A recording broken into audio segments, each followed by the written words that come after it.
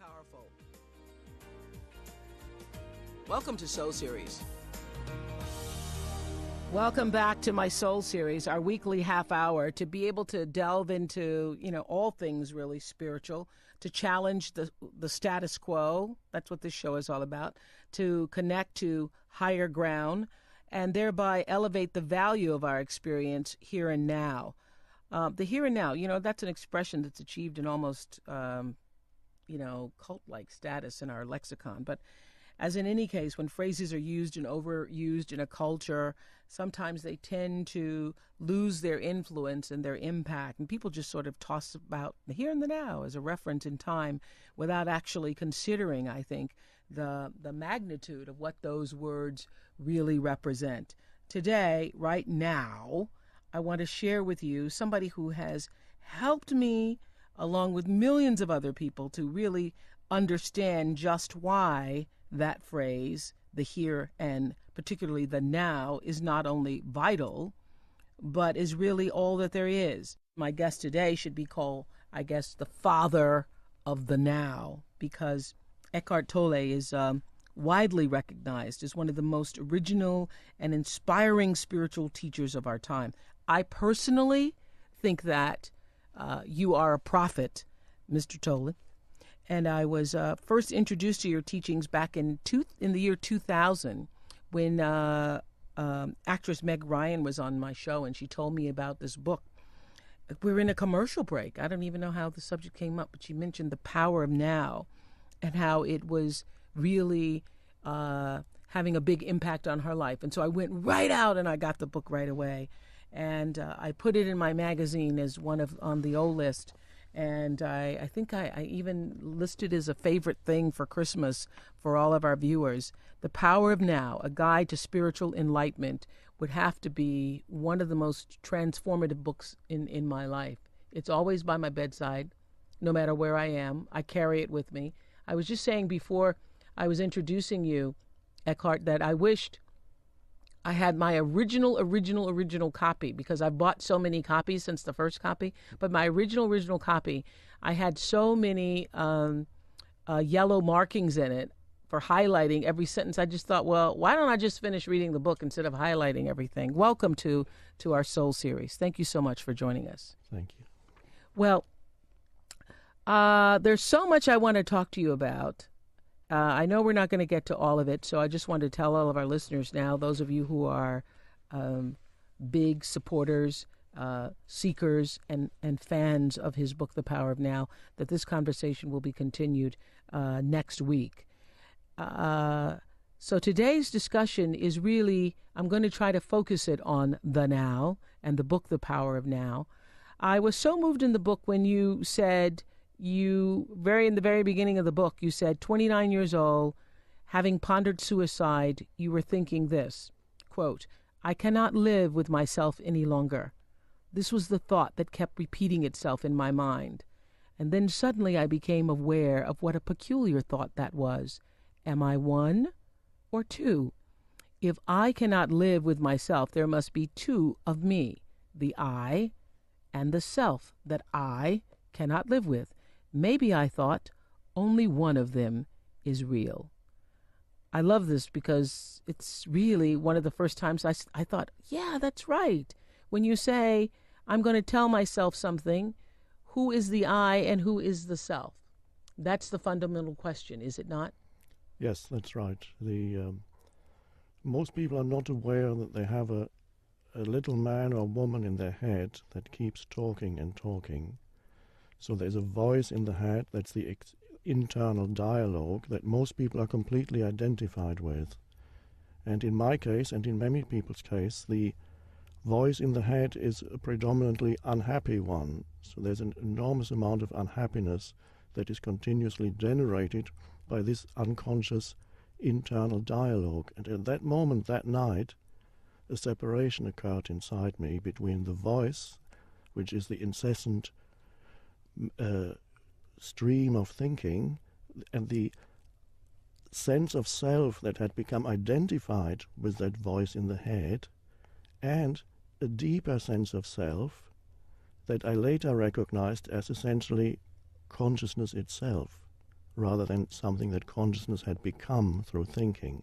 So that night the separation occurred, and when I woke up the next morning I was completely at peace for the first time since my childhood, without understanding why. The understanding came much later.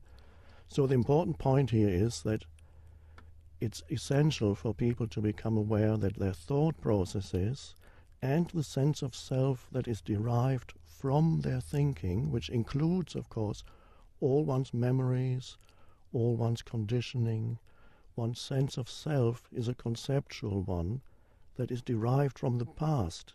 So all the stream of thinking really is a form of conditioning of the past. So it's essential for people to recognize that this voice is going on inside them incessantly, and it's always a breakthrough when people for the first time realize, here's my thinking, here are all the habitual thoughts that I've been having, repetitive thoughts, very often recurring negative thoughts, and they suddenly realize, and here I am knowing that these thoughts are going through my head. So the identification is suddenly broken, and that is for many people the first real spiritual breakthrough. Spiritual, as I see it, is not believing in this or that, but it's stepping out of identification with a stream of thinking. So you suddenly find there's another dimension deeper than thinking inside you. I sometimes call that stillness. Mm-hmm. It's an aware presence, just that. It's nothing to do with past or future. And that we could call also, it's like waking up. That's why traditionally in many spiritual traditions they use the term awakening. Mm-hmm. So many people would tell you, well, what do you mean awakening? I'm awake already. But what is meant by awakening is that you wake up out of the stream of thinking. And when you wake up, you become present. A completely different dimension of consciousness is suddenly there. Well, I recall in Stillness Speaks, you talk about the awareness. Stillness Speaks, the book Stillness Speaks is all about that awareness. Yes. And I love the line where you say, once you recognize, I'm paraphrasing, of course, that voice, and that you are the observer of that voice, that very awareness is you. That's right. And not the voice. So you recognize as essentially there's something inside you that has its place. It's the stream of thinking. Right. It's connected with the past. Mm-hmm. It contains all your memories. It mm-hmm. contains all reactive patterns. It contains old emotions and so on. They're all part of that. But essentially, it is not essentially who you are.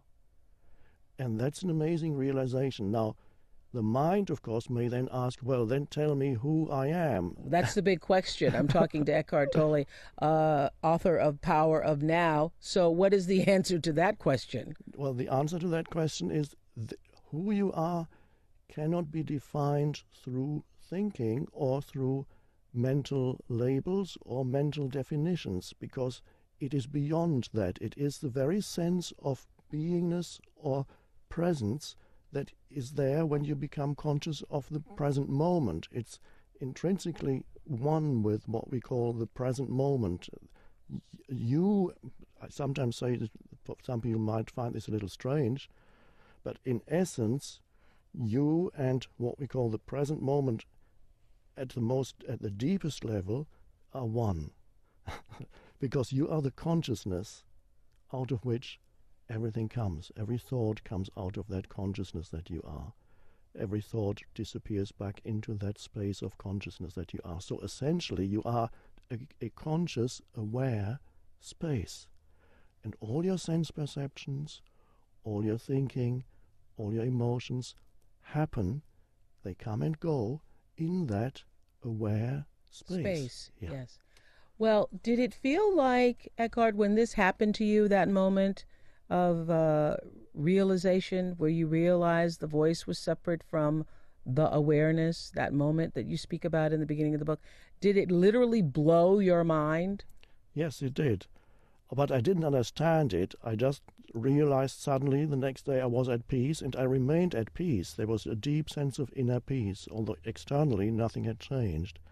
So I knew something very drastic had happened, but it took me some years to actually understand what had happened.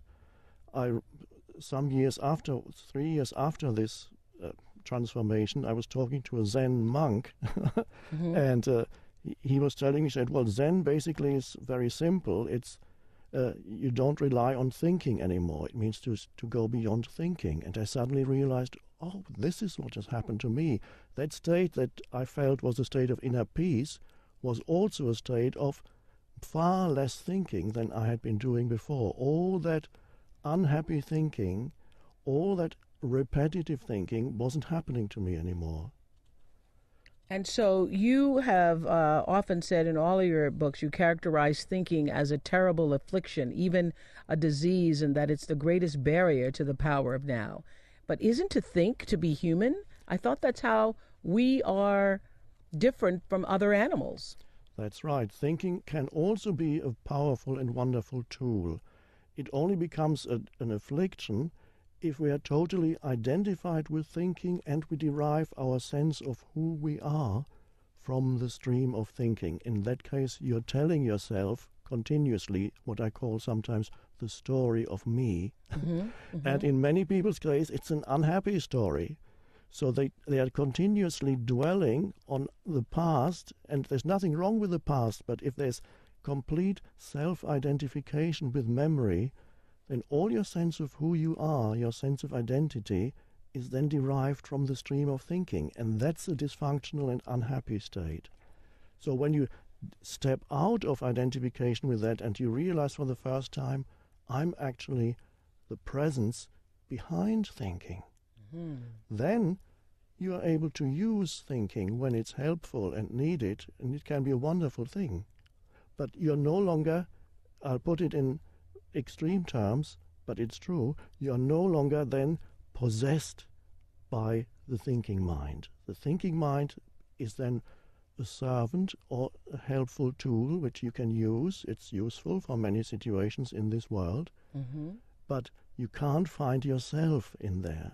And also, if you can never beyond the thinking mind, it interferes with relationships. It creates continuous conflict in relationships if there is no sense of space in the relationship.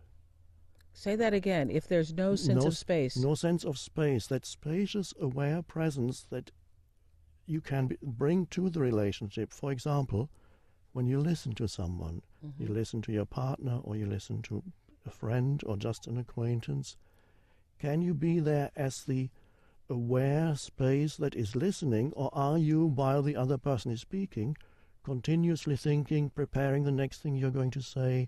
Are you judging and evaluating what you're hearing? Are you just interested in your own aims and purposes? Or can you be there as the space for the other person?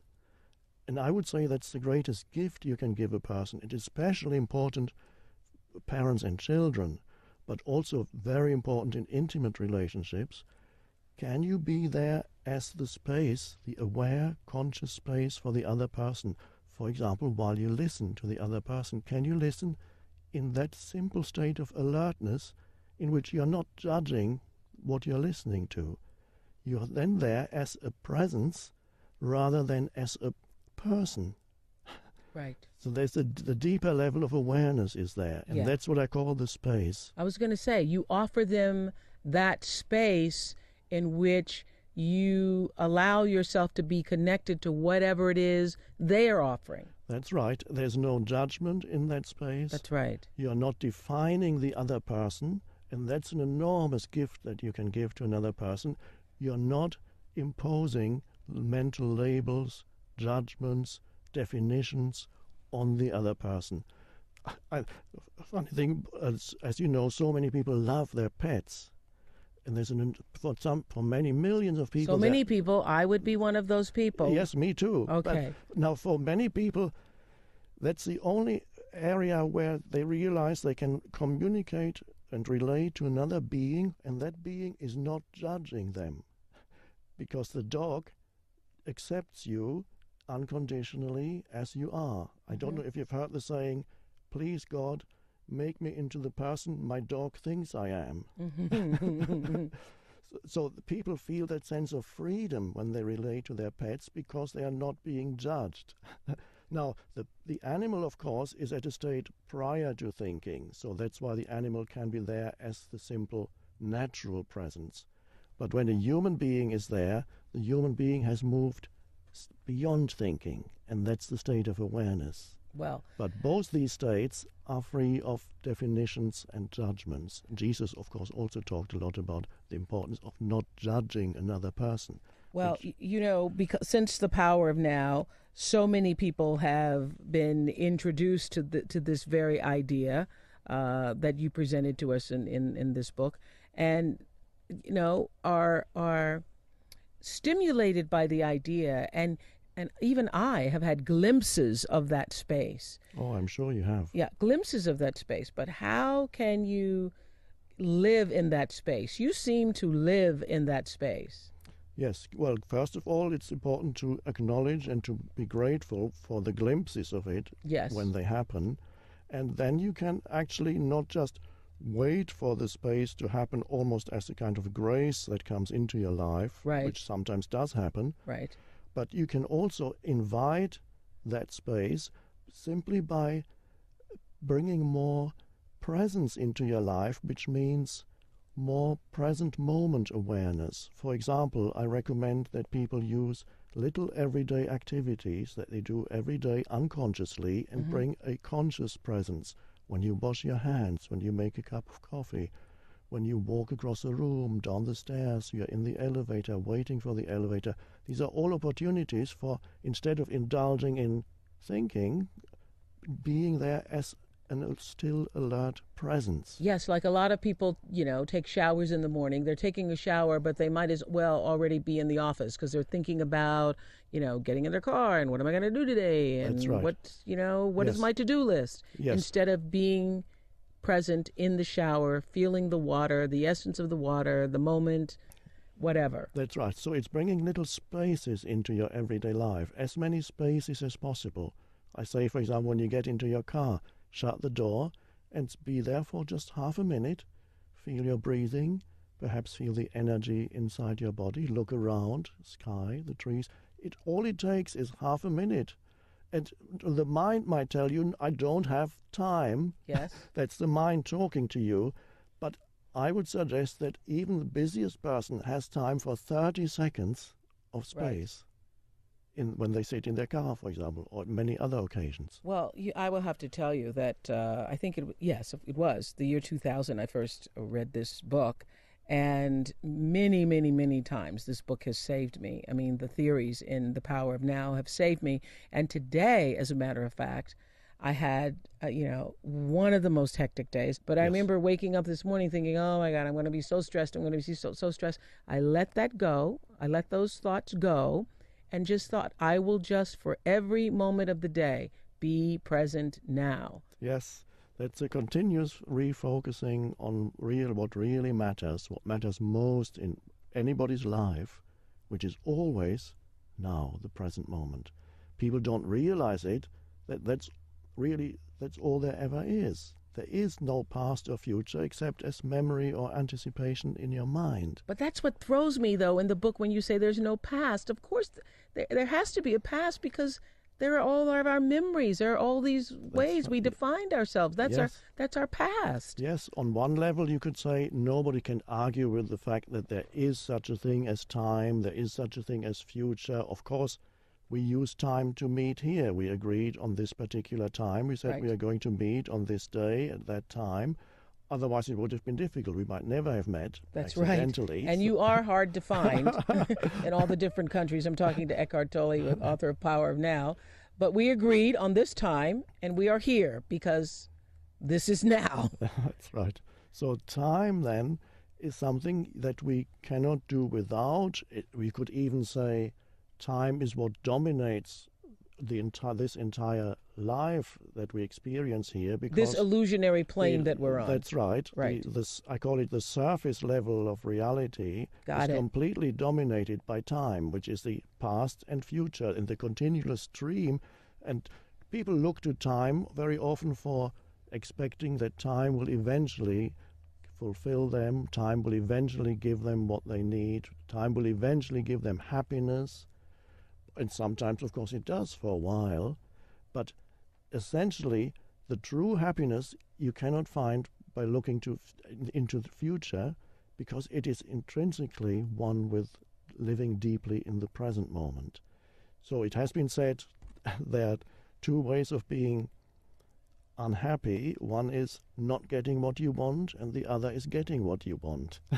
Right. Because if you think this, that, or the other is going to make me happy, even when you get it, and you haven't realized that the present moment is all you ever have, you will again be focusing on the next moment and always expecting, because it's a mental pattern that is very deep-seated, always focusing, always expecting something in the next moment, never being fully in this moment. Well, another thing that changed me when I read The Power of Now over 7 years ago was your comments about the fact that all of our stresses, every stress that you have, is based upon, for the most part, thinking about what happened in the past or what should be happening in the future. That if you're able to take a deep breath, no matter what crisis is going on in your life, and look at what is happening now, in this moment, right now, I'm okay. That's right. Another way of putting it would be to say, when many people identify their whole sense of self with problems. Right. Problems. They're continuously involved in problems. And so for many people, their whole sense of identity is intimately bound up with the problems they have or think they have. And often, just as a reality test, I tell people, just a moment, I say, just like, what problem do you actually have at this moment? Just focus, see what the problem you have at this, not in an hour's time or tomorrow morning, but what problem do you have now? And sometimes people would suddenly wake up when they hear that question, because they have to realize, at this moment, I don't actually have a problem. What you might have is a challenge. If a danger arises, a wild animal jumps into this room, that's a challenge. And then, of course, it's not a problem because there's no time to make it into a problem. So for a problem to exist, you need time and you need mind activity, repetitive mind activity. In the present moment, there may be a challenge. That is true. There may even be pain. There may be an emotion, but not what we call problem. So when people think, how do I get out of my problems? I suggest go into the present moment and see what is the problem now. And then you will always have to admit, well, right now, I don't actually have a problem. And people got that, even people who are in prison. I've had letters from people in prison, some are in for life, and they've written to me and said, I understood your message and I have become free. And they meant free inside. Wow. Free of problem making. Yes. So, yes, similar to Viktor Frankl in Man's Search for Meaning. Yes. Yes. Yes. Free of problem making. I want to ask you, as I completed the book and have read and reread it many times over the years, portions of it, all of it, listened to the tapes, I often wonder, do you live like this all the time? Are you always in the now? Yes, I'm basically in the now, surrendered to what happens. Occasionally, if I see, for example, somebody inflicting pain on somebody else or something, an emotion may come, anger may arise very briefly and then pass through. It doesn't link into the brain and creates an enormous amount of useless thinking. So emotions can come and go, but I'm basically in that state of surrender to what is. Wow. Because what is always already the case. So you can't really argue internally with what is, because if you do, you suffer. Well, what about having does it leave you passionless for life, though? Because whatever is just going to be. No, no. In fact, you're more passionately alive when you are internally aligned with the present moment, which means you let go of this inner resistance, which on a mental level is judgment and complaining, and on an emotional level is some kind of negativity. So these two go together. Many people have an enormous amount of complaining going on continuously in their mind. Some people do it out aloud all the time. And usually the complaining is about what was, yes, or what they wish was. Or what should be, but isn't happening, and this shouldn't be happening, and you shouldn't do this, and I don't want to be here. And so they always find something to complain about. And so these are ways of denying the present moment. And that's a very dysfunctional state, because you're basically denying life itself, because outside of now there is no life. All right, then how do we plan for the future? We're all told that we should plan for the future. We shouldn't just be passive about the future. No, you should plan for the future, and you don't need to lose yourself in the future. If you plan for the future, you can actually enjoy saying, okay, let's say I'm planning a trip or I'm planning a course of study, and you write down what you have to do, the various steps, and you enjoy that. The question is, are you losing yourself in the future, or are you simply using time and future on a practical level, where it's fine, it has its place on the practical level? But if you think that's some point that I'm going to reach in the future, now it might be the next vacation, or it might be when I find the ideal partner, or it might be when I get a better job or a better place to live, or live in a more pleasant city, or whatever it is, then I will finally be happy. And so, yes, a continuous projection mentally away from the now, that's where you lose yourself in the future. And that's the dysfunction. Using planning is actually fine. There's nothing dysfunctional about that. So, and that's the difference, you could say, between, as I call it, clock time, which has its place in this world, right, and psychological time, which is the obsession, continuous obsession with past and future. When you say have its place in this world, do you feel that, even now in the human body, which is often for a lot of people the pain body that you call it, do you feel that you're straddling both worlds?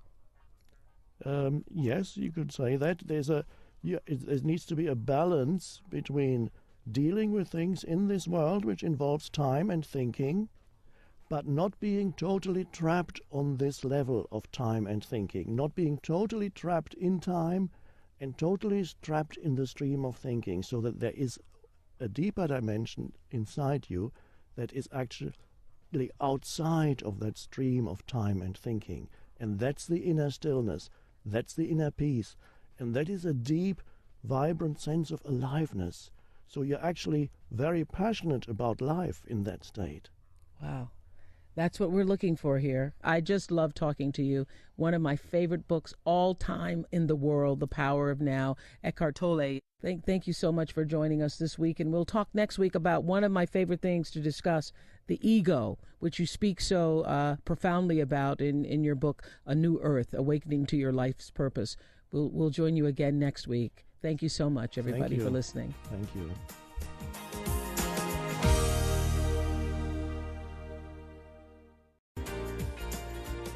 Welcome to Soul Series. Hi, welcome back to my Soul Series. So excited again because I get to talk to Eckhart Tolle. Last week we spoke of the power of now. He's a preeminent spiritual leader. I think he's a prophet for our time, for the 21st century, who believes that we are here to enable the divine purpose of the universe to unfold in us. That's in the beginning of his book, The Power of Now. And he's the author of that breakout bestseller. If you don't have it, it's one of the books that should be a part of your, personal library forever. I can't even tell you how many copies I've bought for everybody. And if you were to come to my house right now and you were going to spend the night in either bedroom at my house, it doesn't matter which bedroom you would go to, you'd find a copy of The Power Now, sometimes 2 or 3, because when people leave, they like to take it with them. The Power of Now, A Guide to Spiritual Enlightenment. And he's back to discuss his latest release, A New Earth, Awakening Your Life's Purpose. The inspiration for that title came from a Bible prophecy in both the Old and New Testament, where it speaks of the collapse of the existing world order and the rising of a new heaven and a new earth, for those of you who are Bible readers. Well, The Power of Now is one of the most comprehensive and enlightening books, as you've heard me say, Eckhart, I've ever had the privilege to read. Why did you feel the need to write a follow-up? You really didn't have to write another word after The Power of Now.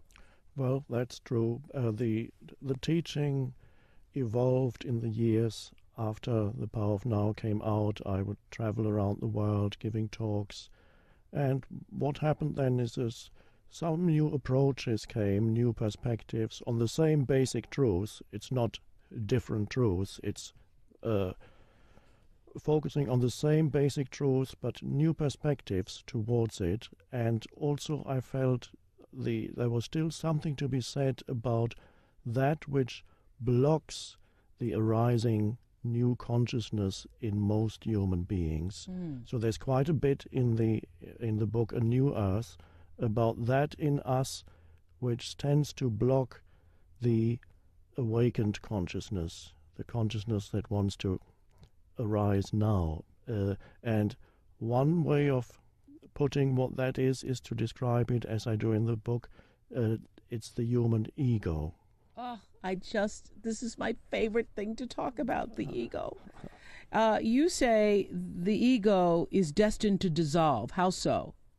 Well, first we need to see clearly what the ego is, because sometimes people use that word and they mean different things. Yeah, they just mean you're being arrogant or... That's right. Yes. It's a much wider thing. It's not just being selfish or being arrogant or thinking yourself superior. That's a small aspect of ego. Ego is basically a self-identification with the stream of thinking. So that collectively, I would say the beginning of ego is actually described at the beginning of the Old Testament, where there is the famous story of the apple, which everybody knows, even non-Bible readers. So it is said there that they ate of the fruit of the tree of the knowledge and good and evil. And that was when they lost that state that is externalized in the Bible and called paradise. What does that mean? To me, that means it is the arising of the ability to think and to differentiate between things. This is good, this is bad. To make statements like that, to make judgments like that, which is to be able to tell good, is basically the ability to think, which is so this is a mythological description of what happened to humanity. And at first, the ability to think was not entirely bad. They lost something. They lost a deeper state of connectedness, but I don't think that deeper state of connectedness with being was lost immediately, as it's described in the Bible. I believe it took a long, long time of increased thinking until people reached a point where they derived their entire sense of who they are from the stream of thinking. So what that looks like in a person's life is there is a almost, one could say, a mind-made entity which is made up entirely of memories and past conditioning and mental concepts. And this entity, which really is all made up of thinking, people derive their sense of who they are from this mind-made entity. So it's a mind image of who I am. People have split themselves in two. They think there's me and there's myself. Me and my story. The ego is the story of me that people identify with. You say in the New Earth, ego is no more than this: identification with form, which primarily means thought forms. Yes, that's right. That's what the ego is. And you say if evil has any reality, and it has a relative, not an absolute reality, this is also its definition of evil: complete identification with form, Yes. physical forms, thought forms, emotional forms. That's right. And that this results in a total unawareness of my connectedness with the whole, my intrinsic oneness with every other, as well as with the source. And this forgetfulness is original sin, suffering, or delusion. And that's, when I heard that, I thought, yes, you're right. For every evil act we've ever heard described, or when we think of people as, doing sinful things, it is because of a complete and utter disconnection, a lack of understanding that I am that person that I am attempting to violate. Yes. I am that which I am jealous of. I am that. Yes. It means you cannot sense the aliveness anymore that is in the other person. So you have desensitized yourself to the aliveness. Now, you can only do that if you've already done this to yourself, because by living through mental definitions of who you are, you desensitize yourself to the deeper aliveness of who you truly are beyond thinking. Okay. So you become, what arises then is a conceptual identity. I'm this, that, or the other. And then once you are trapped in your own conceptual identity, which is based on thinking and image making by the mind, right, on your past, then you do the same to others. And this is the beginning of that is always when you pronounce judgments on another person, and then you believe that judgment to be the truth, yes, calling people, attaching labels to people. That's the beginning of desensitizing yourself to who that human being truly is. I'm having a conversation here with Eckhart Tolle, who is author of The Power of Now, of course, and A New Earth, Awakening to Your Life's Purpose. So if you are not your story, and most people, I do believe, think that they are. We live in a world where people believe I am my story. I, was born in this family, and this is where I was raised, and these are the things that happened to me, and this is what I did. If you are not your story, then who are you? Yeah, it's a very good question, because you cannot deny, of course, that these things exist. Right. Your memories of the past, things that you suffered, perhaps even suffering that you might have inflicted on others. And even not all suffering, my family connections, the people I love. Yes, you have a so-called past, you have relationships, all that is fine. It is not problematic unless you become totally lost in that dimension alone. So if you have no access to a deeper sense of aliveness or beingness beyond the stream of thinking, because really all that is based on memory. All your past, how do you experience your past? You experience your past as memories. Mm-hmm, mm-hmm. And what are memories? Memories are thoughts in your head. And there's nothing wrong with that. But if you're totally identified with all these thoughts in your head, then you are completely trapped in your past history. There's no sense of anything beyond that in your life. Right. So the important thing is am I more than my personal history? Well, you speak in A New Earth, you speak about how advertisers are counting on us to believe in the labels, and that we identify with, particularly in our society, exclusive labels. And the more exclusive the label, the more we identify with it. Yes, that's right, because the ego wants to be special one way or another. Every ego wants to be special. And if the ego cannot be special by being superior to others, the ego would also be quite happy with being specially miserable. So you may have seen witnessed people who are saying, one person says to the other, I have a headache. The other person says, you have a headache? I've had a headache for weeks. So people actually compete. Who is more miserable, you or me? That's another, it's just the ego that does that is just as big as the ego that says, I'm superior to you. Because the ego always wants to be special. So if you recognize in yourself that unconscious need to be special, then you're already half free, because when you recognize all the patterns of the ego, and specialness is one pattern of the ego, another pattern of the ego, it wants to be right all the time. Another pattern of the ego is it actually it loves conflict with others. And that's an amazing thing. Of course, it's unconscious, because the ego defines itself through a boundary that it draws between this is me and that is the other. And that's an important word, because the ego needs to emphasize the otherness of the other person. And that happens on a personal level when people are suspicious of other people's motives and so on. And there's a need for enemies, which is deeply built into the ego. The ego needs enemies because it defines itself through emphasizing the otherness of others. And nations do it, religions do it. The believer, if you identify with one particular religion, and for many people religion is only a mind structure, not in its deepest sense, but for many people a religion is an ideology that they identify with, and then they need the non-believer, the other, because by having the other, they feel their own sense of identity more strongly.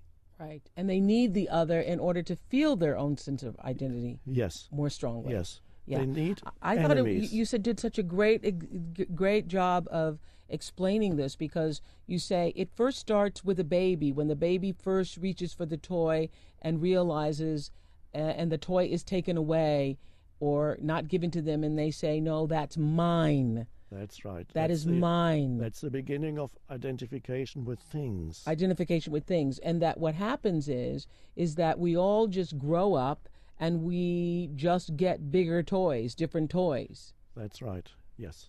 So ego is always identification with one form or another. It could be a physical form, as a possession, my house, my car, and so on.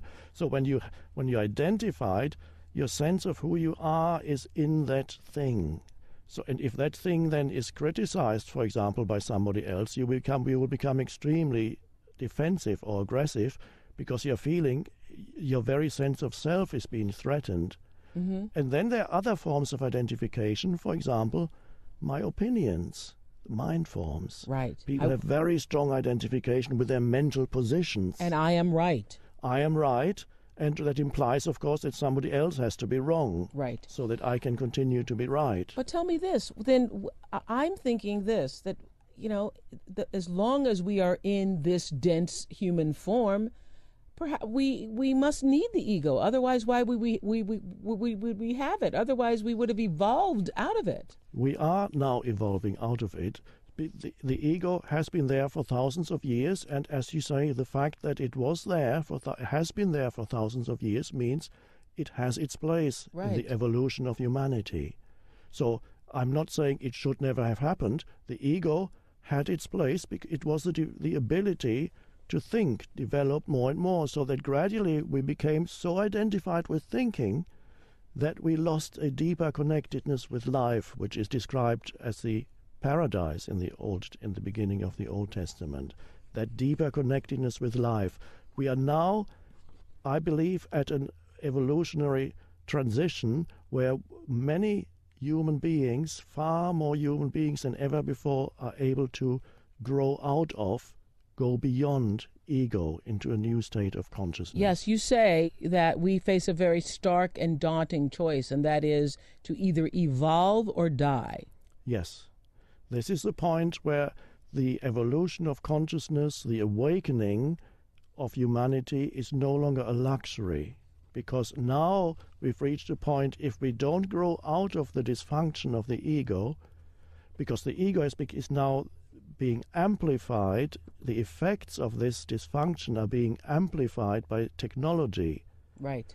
So what we are doing to ourselves, to our fellow human beings, and to the planet is becoming more and more destructive and devastating. Yes, I had a conversation actually with Elie Wiesel yesterday, who was saying that this will be known as the the sick century.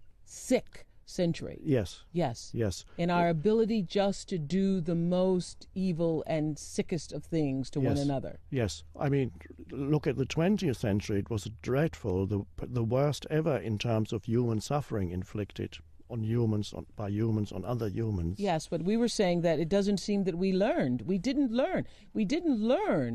It seems to have gotten even worse, and you were right, because of technology, because there are even greater bombs, guns that and ammunition that can kill from further distances. Yes. Now the question is, sometimes people ask me, are things actually getting better or worse? And my answer is, at the moment, things are both getting better and worse, which means there are two streams in existence now. One is the old stream, the old consciousness, the unenlightened, the unawakened, egoic consciousness, which is actually still continuing. You can see it a lot of the time when you watch the news in the evening. That is the consciousness. That's the old consciousness, which is still just as mad as before, if not more mad. Well, the fact that we're just repeat all the bad things that are happening in the world. That's right. That's one stream. The other stream is us sitting here now and talking, because that represents we are part of, I'm not saying we are special, but the fact that we are addressing this and the fact that many people are listening to this and it is meaningful to them means that there is another stream here, which is the stream of humanity awakening. And both are present at this time on the planet. And as we choose to evolve, you and I sitting here and everyone else who's listening to us, and this conversation hits a nerve or has a moment, I call them aha moments, or they just find the conversation interesting and will cause them to look at life differently today.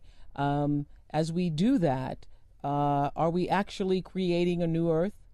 We are, first of all, what happens is a new state of consciousness arises. It's not so much that we now need to get busy and create a new earth, because that would be premature. Many times humans have tried to create a new society or a utopia, and they all failed miserably. So look at communism. It started with a good idea, everybody is equal, and see what it did. Millions of people were killed in the name of communism. So first of all, the important thing is that we are open to the transformation of consciousness that is happening now. Out of that transformed consciousness, which in essence simply means we are no longer completely identified with thinking. We realize that inside ourselves there is a dimension in which I am conscious, I am present, I'm awake, I'm alert, but I'm simply an aware space. That's presence. I call it presence. You can have other words for it: awareness, unconditioned consciousness, stillness. That arises now in many human beings. And so, as that arises and gradually replaces identification with thinking and replaces relying on thinking exclusively to run your life, there's actually, in that stillness, in that awareness, there is a higher, far greater intelligence at work. I know you say, I love how you say, let us allow nature to teach us stillness. If you want to understand stillness, stand beside a tree or watch a tree. Yes, that's a great help. Just watching a tree, a plant, and be there, just watch it, be there as the aware presence that perceives the flower, the tree, the plant, the animal. Nature is always very helpful for people who want to connect with the stillness. Man-made things very often generate more thinking because they are made through thinking. So go to nature, and then eventually it's important, of course, that you also are able to sustain the state of stillness even in the midst of a city. I actually enjoy, I'm in New York at the moment, I enjoy walking along the busy streets with infernal noise and people rushing about, and feeling actually in the background a deep sense of stillness. Really? And actually, I can even enjoy all that movement. And it's wonderful to be able to be there as the stillness and not completely get drawn into some reaction. It's like being in the world but not of it. That's exactly what it is. Being in the world but not of it. Yes. So tell us how we can get to be more like you. How can we not allow ourselves to be dominated by the ego? I know it's a lifelong process, but just for those who are listening now, who are going to read A New Earth and read The Power of Now and come away thinking, okay, I'm inspired by that, stimulated by it. What can I begin to do today to not to have myself dominated by my ego? Yes. Now, the ego cannot survive in the stillness. That's important to realize. So that means invite stillness into your life. Now, that does not mean that stillness is something that you need to get from the outside or somehow create for yourself. It's realizing that everybody underneath the stream of thinking already has the stillness. Right. So you don't have to go to Hawaii and sit on a mountaintop. No. And you don't have to do anything to create it, because essentially it's already there.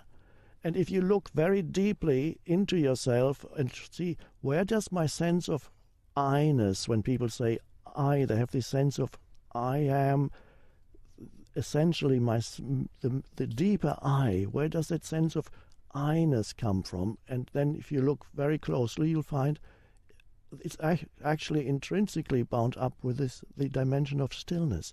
So that's why I say in my book, Stillness Speaks, you are never more essentially yourself than when you are still.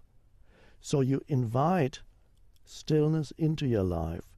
You can do it by taking a few conscious breaths many times during the day. Just observe your breath flowing in and out. Another way of bringing stillness or finding the stillness that's already there is feeling the aliveness of your body from within. I call that the inner body. And that immediately takes your attention away from the stream of thinking, a lot of which is repetitive and useless, and bring it into the body and feel, is there life in my hands? And then you feel it. Oh yes, very subtle, but it's there. Is there life in my feet, my legs, my arms? And then you feel that your entire inner body is pervaded by a sense of aliveness. And then that can serve as an anchor for remaining present when your attention, or part of your attention, remains in the inner body. Even at this very moment, for people who are listening to us, they can practice it and they can see that even while they are conscious of the words that they hear, they're completely following what we are saying. But it does not need to take up 100% of their attention. They can have some of their attention, even as they sit there or stand there and listen, in the inner energy field of the body and feel there is an aliveness in every cell of the body. And that's a wonderful anchor for stillness and for presence. It doesn't mean you turn completely away from the external world. It actually brings balance into your life between being still and being able to deal with things out here. It's finding the space in between. That's right. It's finding the space. It's like when you're reading the book. I remember reading the book Power of Now for the first time, and you were saying it is the space in between. It's the awareness of what's on the page and the space in between that awareness. Yes. And you may also find, talking about the space in between, that you may sometimes become aware when a thought has come to an end in your head, that between two thoughts there is a short silent space. And when you acknowledge that, which means you suddenly become conscious that for a moment there's no thinking, then it becomes a little longer. And so you have a longer gap of stillness. Yeah. And then... but if you become aware for so long, you start thinking about it, and then you lose it. Then you lose it. The moment you say, oh, look, I'm not thinking, then you're thinking again, of course. Right. Is there anyone on Earth at this time who you think is free of the domination of the ego? First of all, are you free of the domination of the ego? I'm not identified with my thinking, which means I'm free of domination of the ego. And there are many, many people right now who are going through this process. They may not yet be 100% free, but they are going through the process in which they become gradually disidentified from the stream of compulsive thinking. I'm getting letters, emails every day from all over the world of people who are telling me how their lives have changed, sometimes just by reading the book, and how they become free of identification with their mind. They are not yet totally free, which means sometimes they fall back into ego, sometimes they fall back into obsessive thinking, compulsive thinking, addictive thinking, because for many people thinking is basically an addiction. And then suddenly they wake up again. So it's a process that many, many people are now undergoing. I cannot tell you exactly how many, but my intuition is that in the Western world, about 10% of the adult population are at the beginning stages or a bit further, some further advanced, of this process. Well, I love also how you say in the book, we're talking about, the whole tone of the book is about awakening your life's purpose. A New Earth is awakening your life's purpose. And you say that there are a lot of people who realize that how spiritual you are has nothing to do with what you believe, but everything to do with your state of consciousness. Yes, and that's, again, it's the stillness that's the spiritual dimension. It's not any thought. Thought in itself is not spiritual. Right. Thought can be sometimes helpful because it can be a pointer. For example, when we say... beliefs are not spiritual. That's what I learned from you. No, because beliefs beliefs are not are spiritual. thoughts. No. Yeah. Some beliefs can be helpful, but only as pointers. I mean, even if we say, find the stillness that's already inside you, that's still a thought, but the thought is pointing beyond itself. Well, I love what you say that at the end of the book, that the foundation for a new earth is a new heaven, the awakened consciousness. Because what did Jesus tell his disciples? That heaven is right here in the midst of you. Yes, that's a wonderful thing. Jesus said, heaven does not come with signs to be observed. You can't say, there it is, or look, here it is, because it is essentially already within you, in the midst of you. The stillness. The stillness. All right. Can you believe we're out of time again? Next, those of you who've been so intrigued, so empowered by words that you've heard and read over the years, and not just from listening to us, will have an opportunity to ask questions of Eckhart Tolle here on our Soul Series. Thank you again. Our listeners get to talk to you. That's going to be great. Thank you. Thank you. Welcome to Soul Series. Glad you can join me again on my Soul Series. This week, I've been hogging Eckhart Tolle, author of The Power of Now, to myself, and he's kindly been indulging my many questions. I could really spend a day and a night and a weekend. Boy, would you be great for a slumber party. But since this is talk radio and you're listening to me on Oprah and Friends XM 156, I thought it would be really great to open up the lines and have him share his wisdom and indulge in your questions. I placed a brief paragraph on my website, Oprah.com, soliciting people who'd read The Power of Now and who had questions of their own for Eckhart. And I knew we'd get a great response, but I was blown away by the volume and the intensity of those responses that so many of you sent in. You know, Eckhart, well, you do know this, that you've literally transformed the lives of so many people. Yes. What does that feel like to you? Well, I don't feel that I did it. It's something happened through me, and that's how the book got written.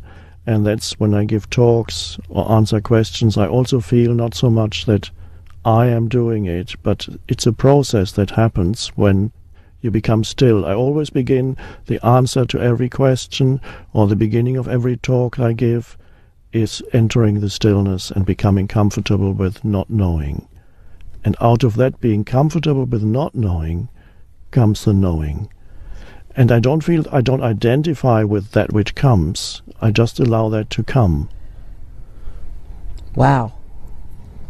Well, that's called, yep, you said to us last week you weren't dominated by the ego, so you don't feel either it's great or not great, or isn't this a great thing, and isn't this wonderful, so many people are reading my book. You don't. No, I remember my old ego, of course, would have loved it. But it really doesn't, I don't have that sense now of even having achieved anything as such. It's just being open for it to happen, being an open channel for the consciousness to evolve. Gee, I love that. You know, I can't say that I am not dominated by my ego, but I do feel that sometimes when people will say to me, I've watched your show. I just was coming across the street here to radio, and there were 3 women standing on the corner who said, your show changed my life. And, you know, I was wanting to feel something about it, but I just sort of thought, well, okay. Yes, because I have a feeling with you also that is happening, that many things that you do and say are actually come from a deeper place than the ego. That's right. That's what I'm supposed to do. Yes. That's how I feel about it. Yes. Well, this is exciting. Wendy Graham is on the phone. Hello? Hello. How are you, Oprah? Hi, Wendy. Hi, Eckhart. How are you? Fine, thank you. Thank you. Thank you so much for your work and sharing your life with the world. I am so grateful. Thank you. And the question I have for you this evening is, how do you embody what you talk about? You being free of the domination of ego. Can you please share your experience of living in the here and now? Well, thank you, Wendy. Thank you. Basically, life becomes very, very simple. So I don't inhabit a world of problems because my primary interest and the primary focus of my conscious attention is always in the present moment. It doesn't mean that I'm not aware that there is a so-called future. I may be aware I have to go to this or that place, I have to be there in an hour or 2 hours, or tomorrow I'm going there. On the periphery of consciousness, there's always the knowledge of what needs to be done on that level. But the primary focus is always on the present moment. And so life becomes basically very simple, and it could also be described as a state of surrender to life, which is always the now. So my relationship with the now is a very friendly one. And I sometimes actually suggest to people that they can also, if they inhabit a life full of problems, they can actually also change their relationship to the present moment. So that's a very important question to ask yourself at any time. What is my relationship with this moment? And then you need to be alert and see, am I making this moment into an enemy? Am I treating it as if it were an enemy? Or am I treating this moment like as if it were an obstacle that I need to overcome? For many people, the present moment is always some kind of obstacle because they think they always need to get to some other moment desperately, but it's always this moment. Or am I reducing this moment to a means to an end, just a stepping stone to get to the next moment? These are all ways of denying the present moment, a means to an end, an obstacle, or even an enemy. So become aware and many times during the day and see, how am I relating to the present moment? And when you do that, what you're really asking is, what is my relationship with life? Because the present moment is essentially your life. It's nowhere else, never, ever. Your life, you can only encounter your life in the present moment, nowhere else. So it's a vital question to ask yourself what your relationship is with life. Because if your relationship with life is one of hostility, which is when you make the present moment into an obstacle or an enemy, then life always reflects back to you your predominant state of consciousness. So when you are treating the present moment as if it were something undesirable, your life experience will then reflect back to you that state of consciousness, which means you experience life as hostile. One bad thing after another, one problem after another. But what if you really do have problems? You have to always enter the present moment with your attention so that you find that space of now in which actually problems cannot survive. In the now. In the now. And out of that, because then that moment you contact a deeper intelligence than the conditioned thinking mind. That is the place out of which intuition comes, out of which creative action comes. It's the place out of which knowing comes, wisdom comes, right action comes. So you find, first of all, go deeper into now, so that make sure that you are one internally with the present moment, so that you're not in a state of negativity to do with the present moment, because that is the dysfunctional state. Now, you could, of course, take action on the basis of negativity. For example, you might feel very unhappy with having little money, and then you become angry even, and then you work extremely hard, and finally after 5 or 10 years you become wealthy. But all that action is contaminated by the negativity if it comes out of anger, and it will create further suffering for yourself and others. So the important thing is, am I aligned internally with the present moment? No matter what it is, you say this is what is, and you open yourself to that, and no matter what the situation is, you can always find something to be grateful for. Because gratitude is an essential part of being present. Because when you go deeply into the present, the gratitude arises spontaneously, even if it's just gratitude for breathing. Wow. It's gratitude for drinking a glass of water. It's gratitude for that tree that you see there. Gratitude for perhaps the aliveness that you feel in your body. Gratitude is there when you acknowledge the aliveness of the present moment. The power of life wants to come through you, but it can't. Only a little trickle, perhaps, if you're lucky, comes through. So the most vital thing for anybody who wants to even change their lives is, first of all, come to a relationship with the present moment that is one of openness, friendliness, acceptance. Even if something is going on in that moment that is making you uncomfortable. Yes, even if it looks externally, the mind would usually judge it as negative. You are very highly enlightened. Because that's hard to do when you're in the middle of a crisis, I got to tell you. It's hard to do, but it's something for people to find out whether they can do it. Okay. And sometimes the mind will tell you, oh, there's no point in even trying. All right.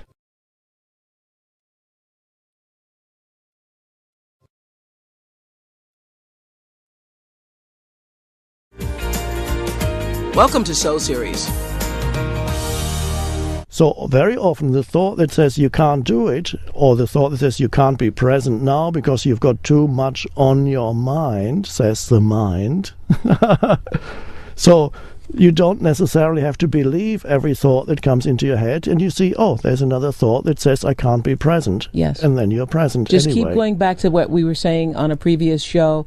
In this moment, right now, I'm all right. Yes. Right So now. the question was, how do I live? And that's how I live. But I'm saying the important thing is not so much how I live.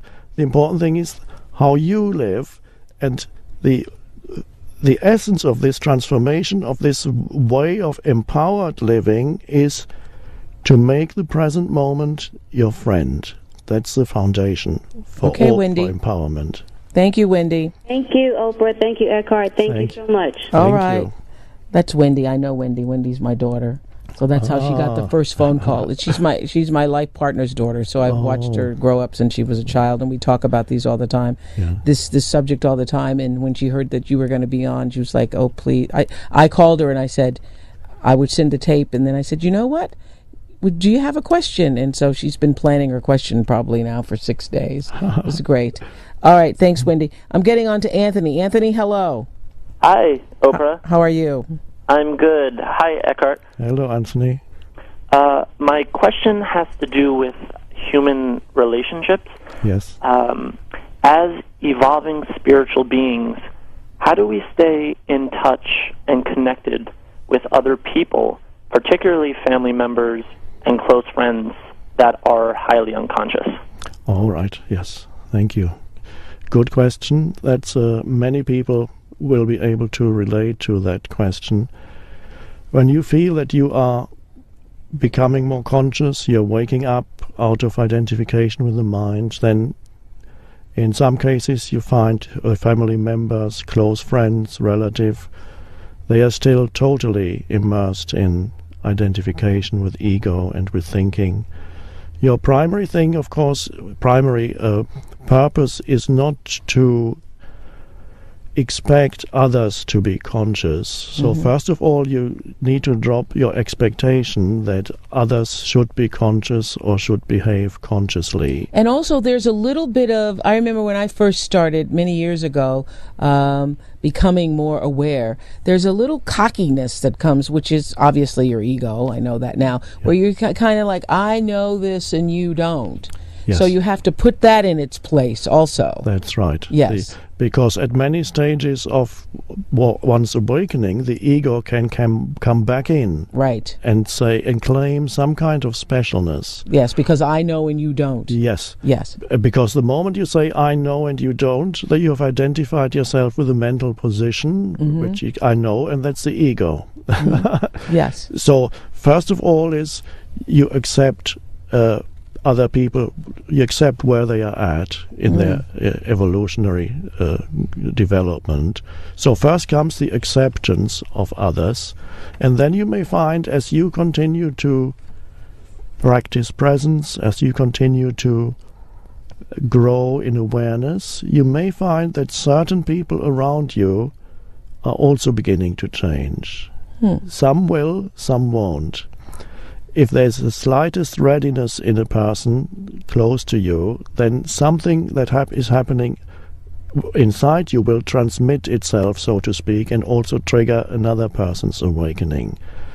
If there is an opening in the other person for that.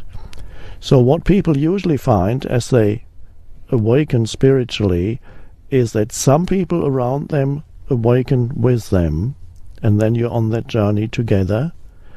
And they also find that other people, friends, drift out of their lives gradually, those who are not ready to awaken. Because don't you attract like frequency? That's right.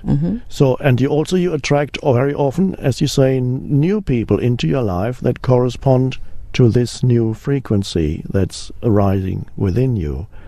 Now, one other point here is that there may be certain family members, people who will remain in your life, and it's quite possible that they may not awaken. And your spiritual practice is to surrender to the fact that they are who they are at this moment. Wow. This is not expect them to be different. The moment you drop your expectation of, let's say, your parents, they should be more conscious, or what other kinds of expectations that people have is, my parents should understand me, but they don't. Why should they? So you drop the should, which is a thought, and you accept your parents the way they are. And the next time you visit them, maybe your father says the same thing to you. He says, you should have listened to me 20 years ago, you would be better off now, or whatever the old story is that you've heard so many times. And instead of reacting in the same old way, you can simply allow him to say that and just be there as an open presence for those words, for what he's saying. I got it. I just had an epiphany. You surrender your attachment to your expectation of what any outcome should be. Exactly. Yes. I got that. Did you get it, Anthony? I did. I very much did. Thank you. Wow, that's great. You just, and you've said this, Eckhart, about how you move through life surrendering to the now. You surrender to what is. Yes. And then that's what you were trying to explain to him. You do the same thing with all other situations and obstacles with people or whatever your expectation of them should be. You surrender to that. That's right. So because very often when we talk about surrendering to the now or accepting the now as it is, very often it means a person that is there in front of you in the now. Right. So you accept whatever this person says or does will be a reflection of their evolutionary stage, and you accept it as it is. The amazing thing is, when you completely accept a human being as they are right now, without demanding that they should be different or they should be more conscious, if you completely accept, then very often change happens which otherwise would never have happened. Wow. If you had resisted or if you had demanded or expected this or that. There's an enormous power behind that acceptance, because the moment you accept another human being completely, a deeper consciousness comes into play, because that's another way of contacting the space or the stillness inside you. I got it. I had another epiphany, because I was just going to say, when you accept them, it changes the frequency, it changes the energy, it changes the space. Exactly. The whole frequency changes. That's it. I got it. Okay, Lisa, how are you? Hi, I'm good. How are you? Good. Your question for Eckhart Tolle. Yes. Hi, Eckhart. Hello, Lisa. I seem to be a little bit backwards in terms of really understanding the power of now. I am an artist, so I'm very familiar with being in the moment, and I feel like I embrace that and live it fully as my calling. And as you two mentioned earlier, I have a sense of being in this world but not of this world, so when I get a compliment on the painting, it doesn't actually feel like I've done the painting. Yes. It's a compliment for Yes. the big picture, whoever the powers that be. Yes. And what I aspire to is having more of that kind of experience in my daily life, in the mundane tasks, which seems to take up a lot of time. Yes. And so I'm wondering, what does life look like when you're not, when you're fully engaged and you're cleaning the cat box, or you're doing the bills, or you're Yes. grocery shopping? Okay. Yeah. So you are able to be present when you do your artwork. Yeah, and also when I'm driving, oddly enough. Yes. And now what happens when you go shopping or do other tasks at home? You lose the feel presence? Frustrated and bored. Ah, yes. Bored, yeah. Mm-hmm. Yes, yes. Okay. Okay. Yeah. Good. Let's see. You have to become very alert to see, to look at your inner state at that time. So, and when you say, I become frustrated or bored, you have to become alert and see what that actually means, what happens inside you when you become frustrated or bored, and you may find that a whole train of thinking arises that is either negative about what you're doing or about some problem that you may have. Welcome to Soul Series. What is boredom? Boredom is the thinking mind is looking for some kind of stimulus, and it's not finding enough, because the cleaning job, the cleaning that you're doing is not enough for the thinking mind, so it gets very bored and restless. It says, I want something more interesting to feed on. So basically it's the mind begins to be active inside you, and then the opportunity arises of being the awareness that observes what your mind is doing at this moment. So your mind is complaining perhaps about what you're doing, or doesn't like it and has certain judgments about it. And then you may also observe the emotions that you have that come with those judgments. When the mind says, I don't want to be doing this, I would rather be doing something else. What emotion do you have when the mind says that? Because to a large extent, the emotions you experience are a reflection of your thought processes. So you observe the two levels, thinking and the emotions, as the reflection of thinking in the body. And then you ask yourself, okay, you become aware of the thoughts, and you become aware of the emotions, the restlessness, the anxiety. And then you ask yourself, who am I at this moment? And you will realize you are not the thinking, you are not the emotions, you are the awareness behind them, from where you can observe the thinking and the emotions. And the moment you realize that you are the awareness, you're actually in a different state of consciousness. And you're not bored anymore. You're not bored. You're totally present again. So you are present as the witness or the observer of your mind and of your emotions. So the important question is, at this moment, who am I? The thoughts, the emotions, or the knower, the awareness behind? The observer. The observer. And you Yes. realize you are the awareness, you Yeah. are the presence. And- And then that's your present. So we get bored because we're looking for more stimulation for the ego. Yes, Right. and that's right. The mind looks for more food for thought, is not finding enough food for thought. So one very important point here is you do not need to get rid of certain thoughts. It's enough to be the awareness behind the thoughts. Then the thoughts, all the dysfunctional thoughts, lose their power. And the thoughts that remain, when you're aware, actually come out of awareness, and they tend to be more creative and empowered thoughts that are not negative. Right. All right. I hope that helped, Lisa. It did. Thank you so much. All right. I'm going to go to Connie now. Is Connie there? Let's go to Connie. Connie, how are you? Thank you both very much. You've given me many new perspectives today. I'm 49 years old and recently divorced after a 21-year marriage. And for the first time, both of my sons are in college. And before I was a computer programmer, and now I have an opportunity that I love, teaching senior citizens how to communicate using computers. But I'm under tremendous pressure to make more money and to go back to corporate America because my alimony is on a declining structure. So my question is, I can get into the now, and I have been practicing this for over 5 years with yoga and what have you, but will I always, or does one always go into a pain body or a fear body or a mind awareness and then come back out?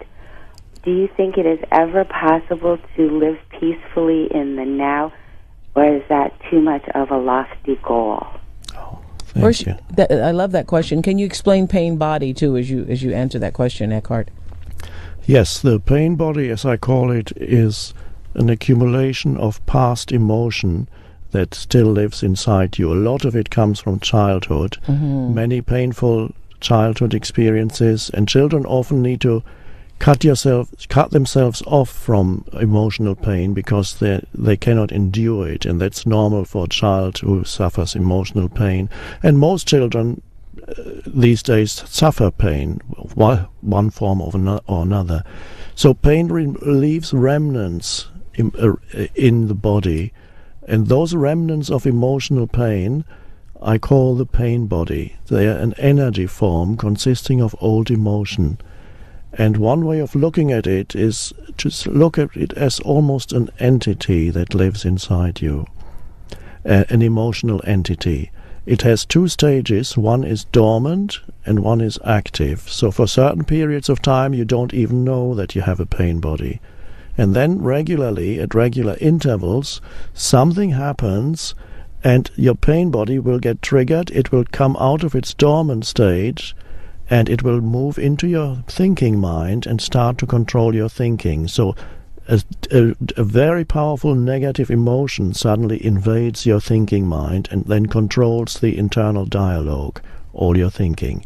The pain body has then woken up, so to speak, and it does that periodically because it needs to feed on negative energy, which can be in the form of your thoughts or it can be in the form of other people's reactions. So the pain body will often try to provoke a negative reaction in your partner so that it can feed on the negative reaction from your partner. So many people who are in relationships can recognize that in that the periodic need for drama in relationships. So if you are able to observe that in yourself, then you don't get completely drawn into the pain body, and then the pain body cannot renew itself through you. So it's vital to be there as the awareness when it happens and realize, oh, there's my pain body or there's my partner's pain body, so that you don't confuse it with who you are. So you remain there as the awareness. Now the question is, can we ever be free of of the pain body? Can we ever be free of negative reactions, falling back into all that? This question, I would recommend that we simplify the question, and rather than asking, can we ever be free, which is ever is a huge amount of future time, can I be free at this moment is really the only question that you truly need to ask yourself. Because the only place where you can ever be free, or need ever be free, is this moment, right, not the rest of your life, just this moment. Because when you look more closely, you'll see that this moment is all there ever is. So I would recommend that you rephrase your question. Don't ask about ever or for the rest of your life, but be content with simply addressing this moment at any given time. And what's the answer? Can you be free right now, Connie? I'm closer to it than I have ever been before. Yes. Thank you. Eckhart, this has just been one of the great joys of my career, to be able to sit down and talk to you. I mean, I've thought about this time that we've shared together on this radio show. I've thought about this for so many years, like, what would it be like? What would it be like? And it has been more than I could ever imagine. And so I was wasting my time. I should have just waited for the now, thinking about what it could be like. Thank you for all of your encouraging inspiration that has allowed myself and so many other people who've read your works, The Power of Now, Stillness Speaks, New Earth, have allowed us all to see our own lives differently and to see the possibility of an awakened consciousness. Thank you so much. Thank you, Oprah. Thank you so much. Thanks for joining us on XM 156.